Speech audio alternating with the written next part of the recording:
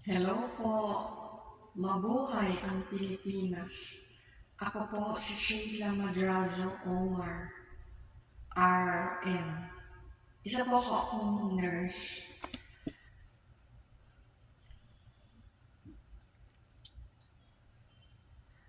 I have 1/4 blood tausug, that's why. I have 1/4 blood tausug from my father's side. Since I have 1/4 blood tausug, I discovered all this. So I discuss on the part 2 of the deadliest Sabah issue of Tausugs. Tausugs are the tribes from Sulu. Since I have 1/4 blood Tausug, so I have discovered all this. I will narrate stories about the part 2 of the deadliest Sabah issue of Tausugs, caused terrorisms in the Philippines.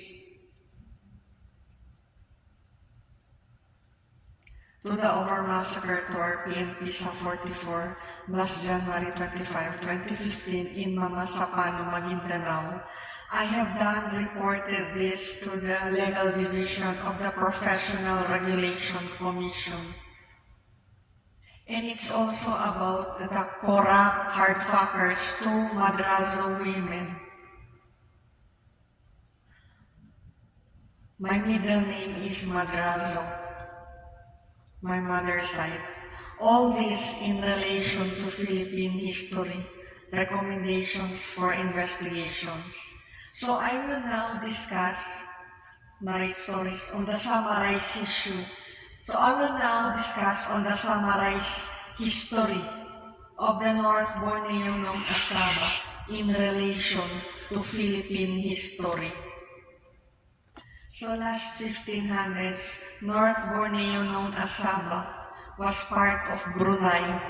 Earlier than 1500s, a Sultan of Sulu resigned to be the first Sultan of Brunei. Led Sulu Sultanate Princess Jasal Kiram and their spokesman, Ichirani speak. So fast forward to last 1658, the Sultan of Brunei seek help to the Sultan of Sulu. They are cousins.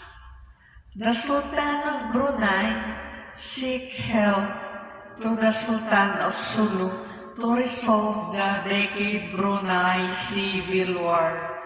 So the Sultan of Sulu sent his royal Sulu armies to Brunei, then combined forces with the royal armies of Sultan of Brunei. Then they defeated the enemies. As a military gift, the Sultan of Brunei transferred the sovereignty rights of North Borneo known as Sabah to the Sultan of Sulu.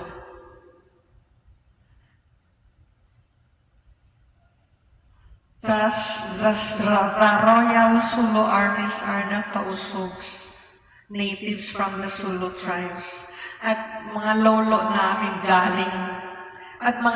namin yung mga royal Sulu armies galing doon sa Brunei na lumaban. Mga Tausugs. Nanalo sila sa gera. At as a military gift, the Sultan of Brunei gave the North Borneo known as Sabah, transferred the sovereignty rights of Sabah to the Sultan of Sulu. Sabah is known as the North Borneo.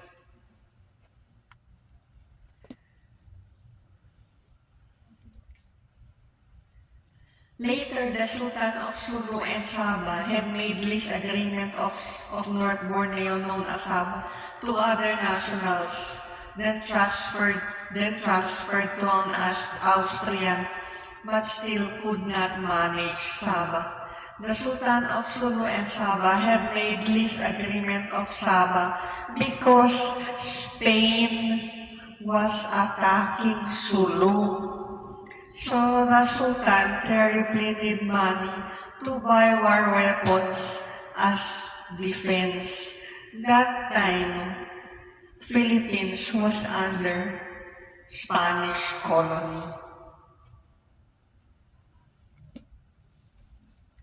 Last 1878, the lease agreement of North Borneo known as Sabah was formally transferred to Albert Dent of the Dent's Company of the British North Borneo Company after the previous lessors could not manage Sabah.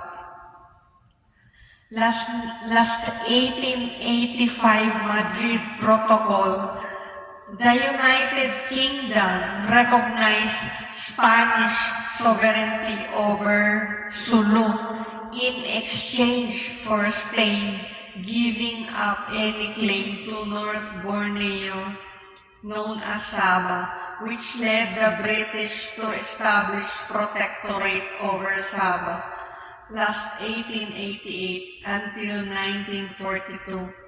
As noticed, these colonizers, British and Spanish, made treaty or agreement without honest consultations to the genuine stakeholders.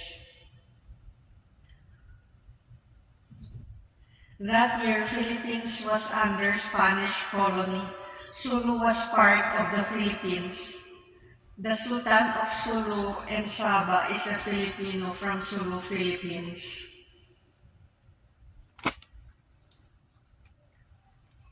From 1942 to 1945, Sabah became under Japanese occupation during World War II.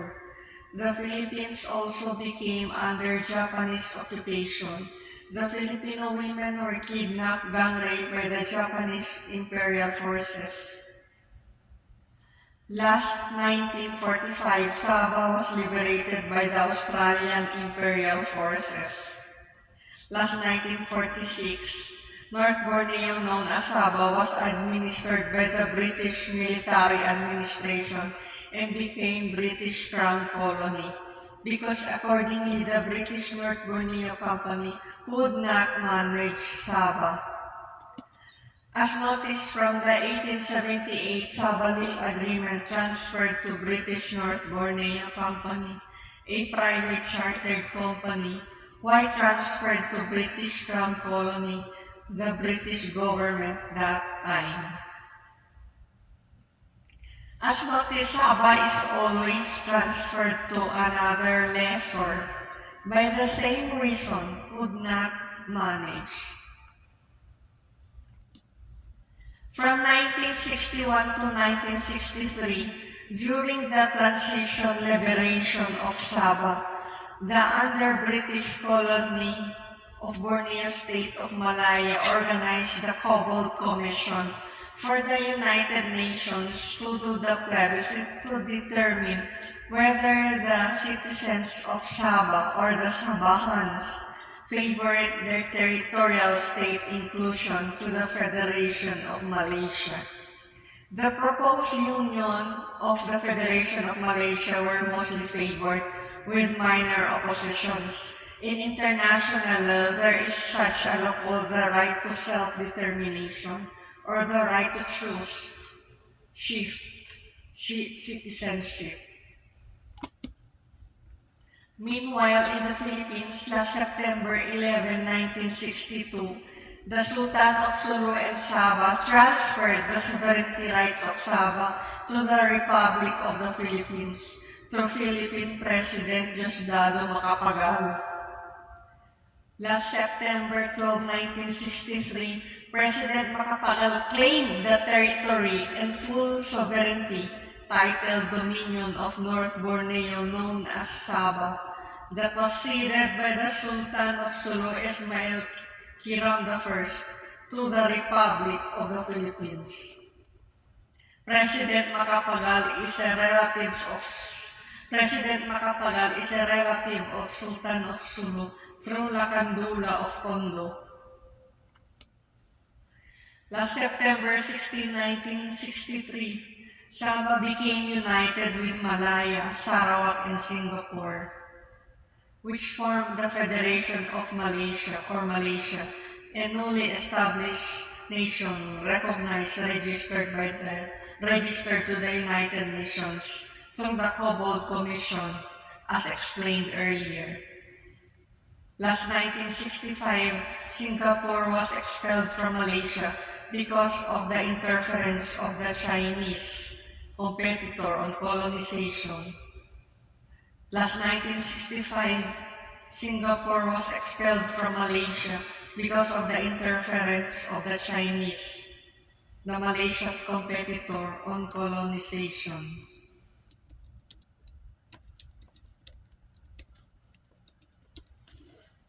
Singapore then established a separate independent nation. Philippine President Diosdado Macapagal and Indonesian President Sukarno opposed the formation of Malaysia from British colonization in Southeast Asia. Sabah, again, about the Sabah issue. Sabah is 30,000 square miles, earns multi-billion dollars yearly from oil gas revenue, as observed to upgrade Malaysia to Prime Minister Mahathir's dream for Malaysia to be a first world country vastly upgraded. Healthcare, railway systems, schools, universities, other best public facilities, other Malaysians' benefits. The priority is Malaya, where Kuala Lumpur, the capital of Malaysia, is. Sabah and Sarawak vastly upgraded Malaysia to second world country from the original devastated Malaya state, which have expanded to form the upgraded, wider Federation of Malaysia last 1963. The Malaysian government claimed that the 1878 Sabah Lease Agreement was a contract of cession. In international law, contract of cession means a land transferred by a treaty. For the Malaysian government officials, the Sabahans already practiced their international law's right to self-determination when they decided their territorial state inclusion to the Federation of Malaysia during the plebiscite done by the United Nations Cobalt Commission, formed by the proposed Union of Malaya State from 1961 to 1963 during the transition liberation of Sabah, and that the Sabahans are already Malaysian citizens. For the Tausugs natives from Sulu and the King Sultan of Sulu, the 1878 Sabah Lease Agreement was a contract of lease, pinarenta. These are the payments of lease which the Malaysian government continued to pay started last 1963 through the Malaysian Embassy in Manila, given to the Sultan of Sulu, amounting 69,000 pesos yearly, amounting 69,000 pesos yearly. During the 1878 Sabah Lease Agreement, it was expensive that time. Malaysia stopped the lease payment of Sabah to the Sultan of Sulu.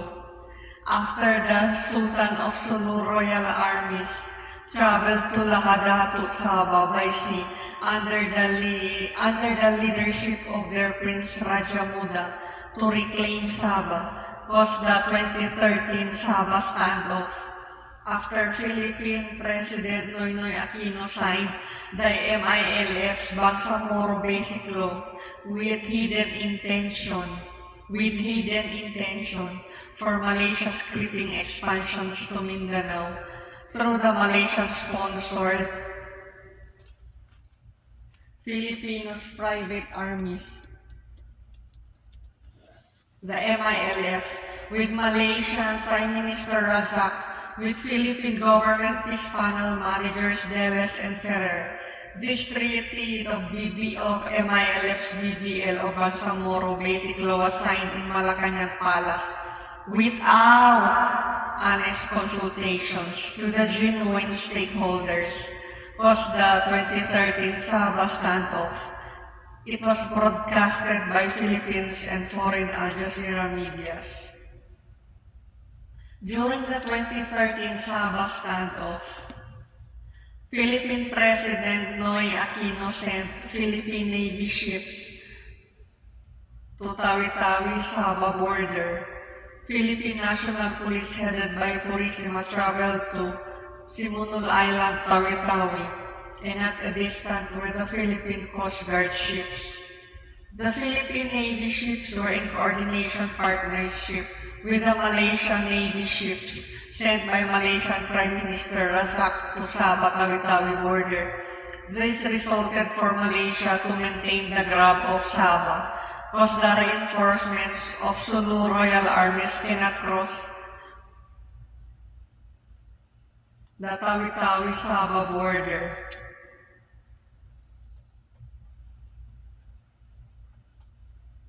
The Malaysian security forces killed many of the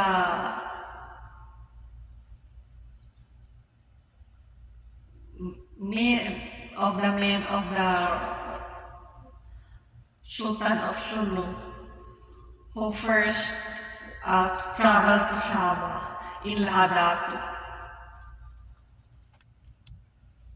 As noticed, the armed forces of the Philippines and the Philippine National Police function as Malaysian security forces through Malaysian Chinese-sponsored Filipino politician President Noy Aquino. Our AFP and PNP fought for Malaysia's interests through Malaysia's Chinese-sponsored Filipino President Noy Aquino, and that the Philippines' interest was left out. This was the sentiment of the Sulu Sultanate followers. This was the sentiment.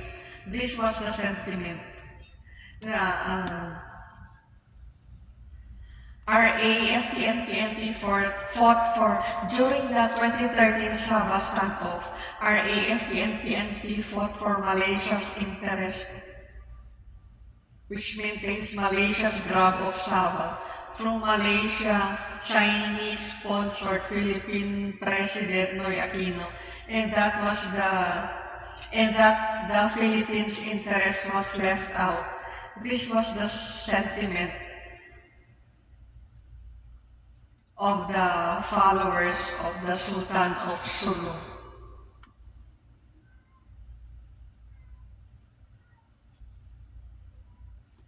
So this is to be continued on part 3. See you on part 3. It's all about the history of Sabah issue of Tausugs,